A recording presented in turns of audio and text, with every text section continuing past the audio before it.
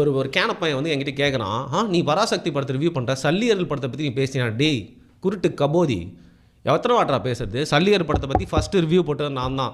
And அந்த producer கூடயே போயிட்டு வந்து ஒரு கான்வர்சேஷன் வச்சுட்டு நான் தான்.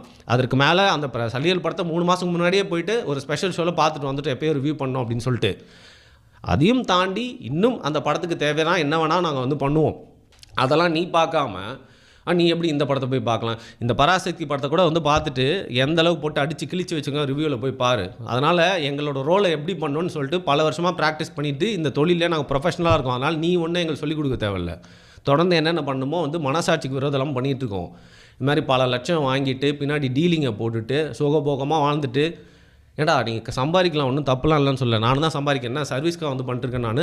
காசு அப்படிங்கிறது உழைச்சி உடம்புல ஒட்டுற மாதிரி வரணும். இந்த டீலிங்கை பேசி வந்து பார்த்திங்கன்னா பின்னாடி புரோக்கர் வேலை பார்த்துட்டு அதன் மூலிமா லட்சமாக சம்பாரிச்சிட்டு உன்னை நீ நல்லவனா வேணால் காட்டிக்கோ, ஆனால்